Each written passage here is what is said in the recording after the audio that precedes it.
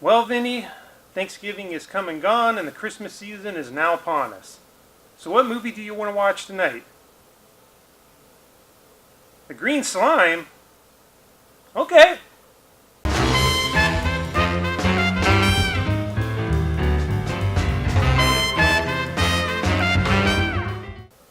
Welcome back to Vintage Movie Time, and you heard correctly. Tonight we are taking a look at a really cool film. It is The Green Slime from 1968.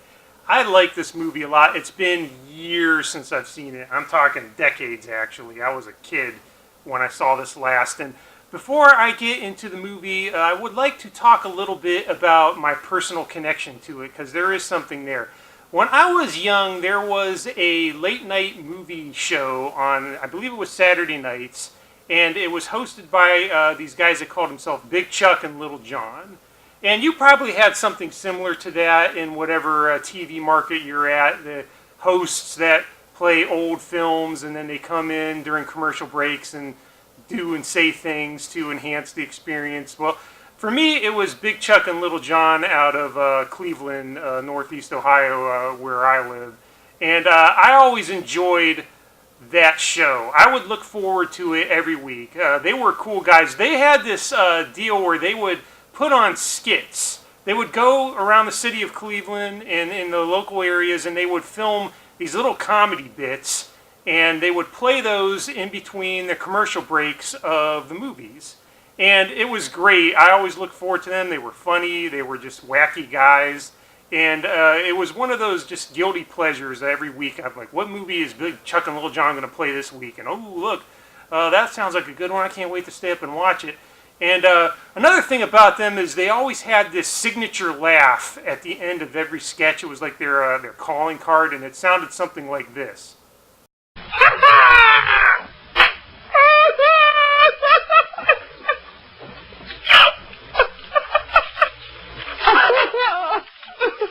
Classic.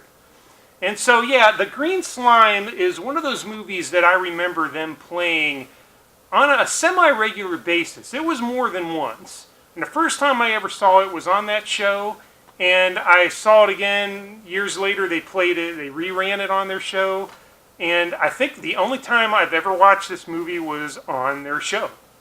And so, in kind of an homage to them, what I'm going to do this video is I'm going to watch the movie in sections, and then I'm going to cut back in during the film. I'm going to pause it, come back on camera, and we'll talk more about the movie and what we're seeing, because I just think that'd be a fun way to do it. I did something similar with my When Worlds Collide video, and I'm going to do that here with The Green Slime. Stay tuned. I'm going to pause the video here. I'm going to jump on the TV, watch a few sections of it, and then I will be back in a little bit to talk about some trivia and give you my thoughts of what I'm watching. All right. I'll see you in a bit.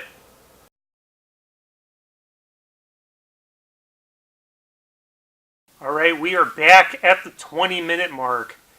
This movie is great. It is everything I remember. It is so campy. It is campy to the 10th degree, but in a good way, in that fun, just cheesy, warm feeling way that I always really enjoy. So a quick thing about the plot, I'll get that out of the way. It's real simple. Basically, there's this asteroid coming to Earth. It's going to destroy Earth. So they send some astronauts to the asteroid to put some bombs down and blow it up. And while they're there, one of them gets this green goo that they find. It gets on their clothing. Then they go back to a space station, and unbeknownst to them, this green goo starts to grow into a monster. And eventually it's a rubbery big green monster with tentacles, and it runs around the space station killing everyone. And that's the basic concept of this film. I'm not going to say too much more than that. Very simple, but it's exactly what we need. It's all we need for a fun romp in this kind of world of cheesy 60s alien sci-fi. It's really fun. Real quick, I'll get into some basics about the film. It starred Robert Horton and Richard Jekyll and Luciana Pelusi. Horton and Jekyll, they had done quite a bit of TV back in the day. They were on a lot of westerns like Wagon Train, things like that. So they were well known for that. And Luciana Pelusi, she was actually a Bond girl. She was in Thunderball with Sean Connery. Really good Bond movie. I recommend that one if you haven't seen it. So pretty decent cast and a lot of fun stuff coming. I am right now at the point where they've gotten on the asteroid and they are coming in contact with the green goo, the green slime. And I'm excited to see the tentacle monsters come out. We haven't gotten there yet. I can't wait to see it. So I'm going to jump back in and we are going to see where this goes. Catch you in a few more.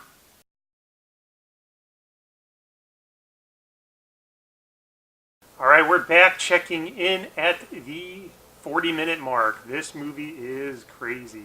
This is 60s all over the place. There's 60s hair, 60s music, 60s dancing, just dripping with 60s sauce at every frame. It's crazy. It's cracking me up just how much of that time period is just seeping through this thing. So we haven't seen the tentacle monster in its full form yet. And I'm really looking forward to that. We've seen wisps of it, but I am really jonesing for some tentacle monsters. I can't wait till they show up. In the meantime, I have the clipboard of creeps here, and we'll go over a couple of quick things. So I was doing some research, and one thing I found was the director, Japanese director, his name is Kenji Fukakushku. And I didn't know anything about him, so I did some looking, and he had a really prolific career. He did a lot of work. And one thing I recognized was the movie Tora, Tora, Tora, and it's about Pearl Harbor. And it was a movie where they had an American director direct the scenes that was from the American point of view, and then they had a Japanese director direct the scenes from a Japanese point of view, and that was this guy, Kenji Fukakushku. So he did that one. But another interesting thing is he did a movie all the way in the year 2000 called Battle Royale. Now, I don't know if you've ever seen that movie, but it is nuts. It is like the Hunger Games on crack. It is a crazy movie. It's actually really good, and he directed that.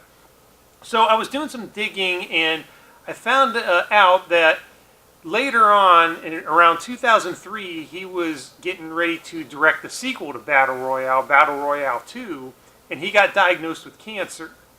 And the doctor said, you need to come do this treatment. And he basically said, screw that. I like making movies too much. I'm going to go make my movie and get out of my face. And he didn't go to his treatment. He went and made Battle Royale 2 and then died shortly after that. So this guy was a movie-making titan. I mean, he was a hardcore, very passionate about it, and he's the guy that actually directed this movie we're watching right now. So I thought that was very, very interesting and kind of a cool story that I've dug out. So yeah, I'm really looking forward to jumping back in. The tentacle monsters are almost there. We got some wisps of it, but they're coming. So I got to jump back in and check that out. So I will be back in a few more. See you soon.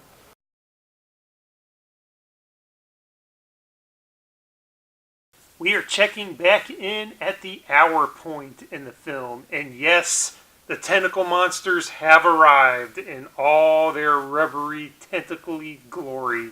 It is so great. It is the campiest stuff, but campy in such a good way. I love it.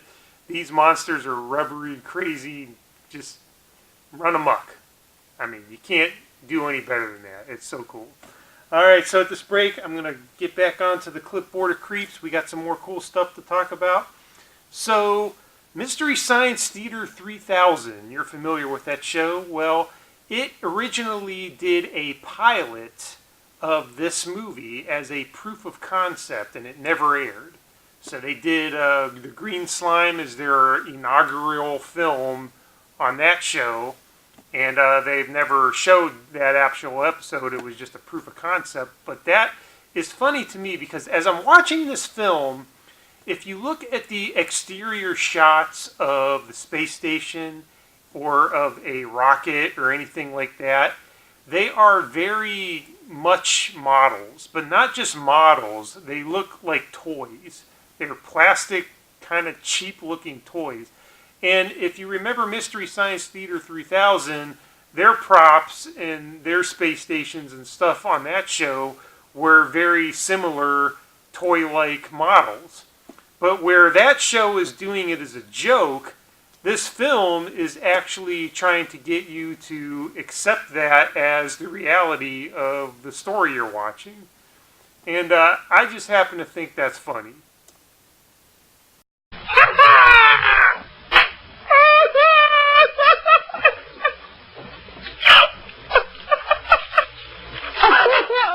I love that.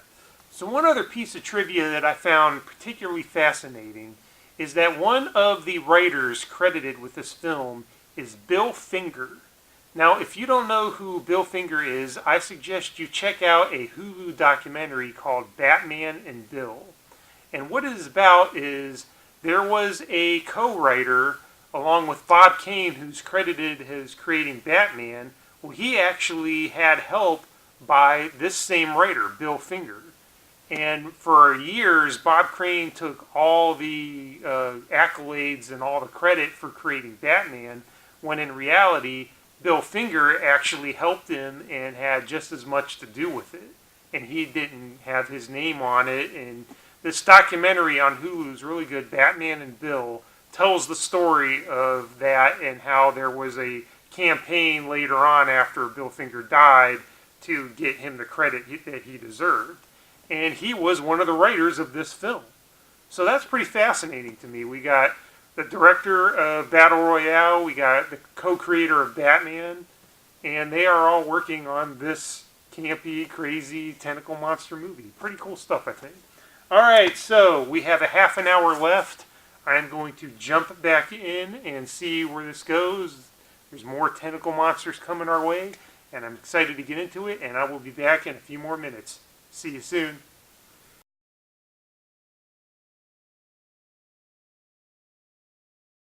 Alright, I'm jumping on real quick at the hour and 15-minute mark just to give you a sense of where we are in the film. It is really pretty intense. As much as I am joking around about how campy this is and how the effects are cheesy and things like that, really from the 40-minute mark, it is a fast-paced, kind of really exciting story. There is a lot going on here. The monsters are attacking. People are running for their lives. They're trying to put together a plan to deal with it. It is not a joke. There's some intense stuff going on there, and it keeps your interest. Very fast-paced, and I'm really enjoying it. So we got about 15 minutes left, and I just wanted to jump on and kind of give you my thoughts on how this has progressed as a story, and actually it's done a pretty good job. So I'm going to jump back in and we'll watch the exciting conclusion, and I'll be back right after that's done. See you soon.